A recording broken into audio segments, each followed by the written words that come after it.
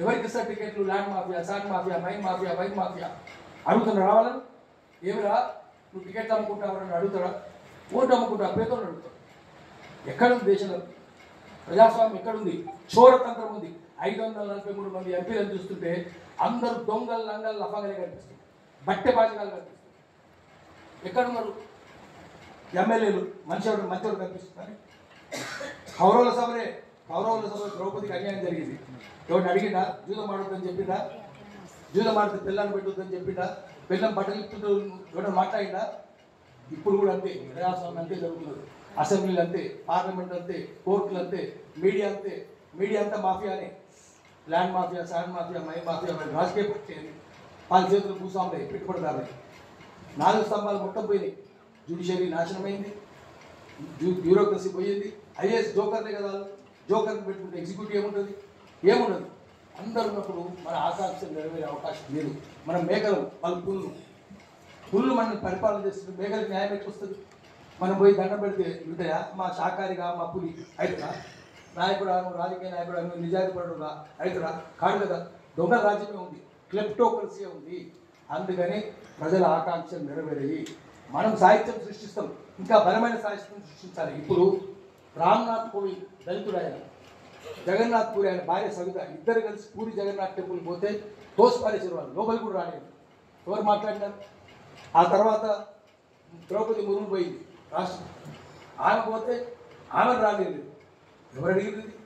అడుగుతారు. దేశ ప్రజాస్వామ్యం. రాష్ట్రపతి ప్రథమ పౌరుడికే గుళ్ళో ప్రవేశించే అర్హత లేదు.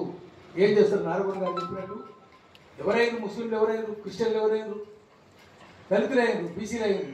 నువ్వు హిందూ అయితే నీ పేరు ఏం పేరు రా? పేర్లను ఎట్లుంటాయి? పెంటయ్య, యాకయ్య, ఇస్తారు పేరు. బిచ్చగాడు, ఈ పేర్లే కదా. నీ పేరు ఏం పేరు? పెంటయ్య. మన తనడానికి ఊళ్ళకి రావడానికి వీలేదు. వాడు మతం మారుతుంది. ఏం పేరు రాని పేరు? యూసుఫ్. భయపడతాయి. యూసుఫ్ అంటే భయపడబట్టే, పెంటయ్య అంటే తనడానికి రాబట్టి అందరూ యూసుఫ్లు అయిపోయారు, యాకూబ్లు అయిపోయారు. అంతే కదా. మతం మారేది. మతం మారితే గౌరవం. నవాబ్ పక్కన కూర్చొని నమాజ్ చదువుతారా అంటే వాడు మతం మారుతున్నాడు. నిజంగా అక్కడ అవకాశం ఉంది. ఎక్కడ ఉంది? లేదు కదా. నారాయణ గారు చెప్పినట్టు అక్కడ ఉండే క్రిస్టియానిటీలో కూడా ఉండే, ఇక్కడ లేదు. ఆయన మరి ఏమవుతారు? వెళ్ళిపోతాం. అందుకని దేశంలో సమానత్వం లేదు, జస్టిస్ లేదు, ఈక్వాలిటీ లేదు, లిబర్టీ లేదు. సోదరబాబు ఉందా? ఫ్రెటర్నిటీ ఎక్కడ ఉంది? నీదే మతం, నీదే కులం, నీదే ప్రాంతం, నీదే భాష, నువ్వు డబ్బులు ఉన్నా డబ్బులు లేదు. ఈ 4 లేవు కాబట్టి ఆకాంక్షలు నెరవేరలేదు. ఆర్థిక దోపిడీ కొనసాగుతుంది. అన్ని సామాజిక సౌదాల పునాది ఆర్థిక దోపిడీ. ఆ దోపిడీ ఉన్నంతకాలం సమానత్వం రాదు.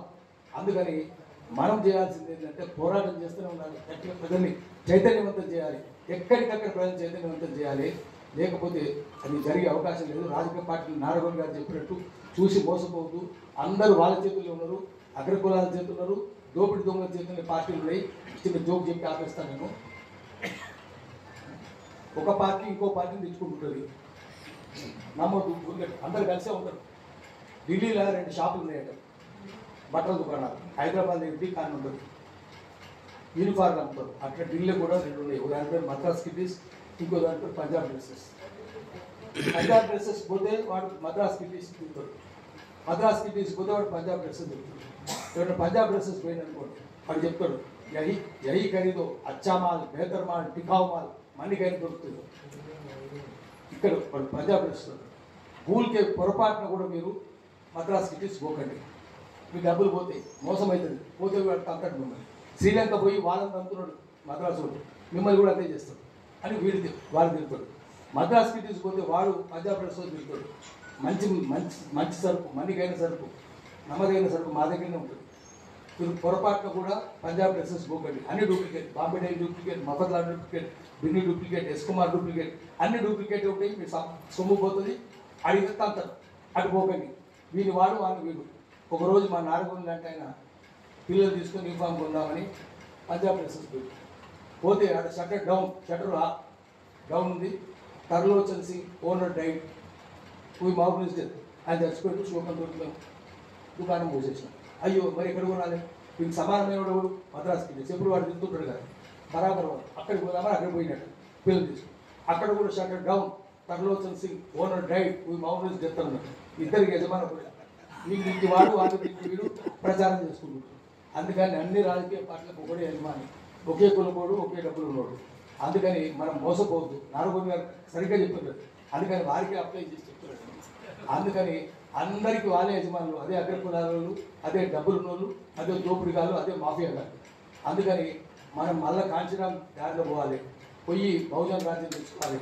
ఆదివాసుల కోసం పనిచేయాలి. నేనైతే చెంచులు, గోండులు, కోయలు నోరు లేని వాళ్ళు కదా, వాళ్ళ కోసం పనిచేయాలి. అది మనం చేయాల్సింది. అందరికంటే అక్కడ ఉన్న పక్కన ఇస్తున్నారు వాళ్ళు. 6th schedule north east tribes, 5th schedule south Indian tribes. చెంచులు జనాభా రోజు తగ్గుతున్నారు. ఏమన్నా చెప్పింది, దిస్ ఇంట్రెస్టింగ్ ట్రైబ్ ఇస్ అది డిక్లైన్. భాష కూడా పోయింది, కల్చర్ పోయింది. చెంచుల భాష కూడా లేదు. ఇప్పుడు గోండులు ఎవరిని బతకనిస్తున్నారు, కోడి పేరు తరిమిస్తున్నారు, చంపేస్తున్నారు. బతకనిస్తలేదు, చంపకుండా బతకనిస్తలేదు, వ్యవసాయం చేయిస్తలేదు. వారు మేక కొట్టిపోయి ఒక ఆకు వేస్తే పోలీస్ స్టేషన్ కట్టేస్తుంది మేక. ఘోరంగా ఉన్న పరిస్థితి. అందుకని మనందరం కలిసి చెంచులు, గోండులు, సవర్ణులు, దాదాపు 2 లక్షల మంది కోయిల కొండల నిర్వాసితులు పోలవరం కట్టి వారిని R&R ప్యాకేజ్ లేదని జగన్ అన్నాడు. జగన్ ప్రభుత్వం అది. ఇక్కడ కేసీఆర్ అన్నాడు. ఇప్పుడేమో చంద్రబాబు అంటుండు, ఇక్కడ రేవంత్ రెడ్డి. R&R ప్యాకేజ్ కూడా లేదు. నిర్వాసితం ఎంత చేస్తారు వాళ్ళు? ఘోరంగా ఉన్నది. అందుకనే మనం అందరిని ఏకం చేయాలి. మనందరం కలిసి ఉమ్మడిగా పోరాటం చేయాలి. ఒకవేళ విడివిడిగా ప్రయాణం చేసినా కూడా యుద్ధ నీతి ఏంటంటే let us March separately but strike together. విడివిడిగా ప్రయాణం చేసినా శత్రువులు దెబ్బేసేటప్పుడు ఒక్కసారి లేపి ఒక్క చోటున చెప్పేయాలి. అట్లా ప్రయాణం చేసుకున్నాము, మనం విజయం సాధిస్తాం. నమస్తే.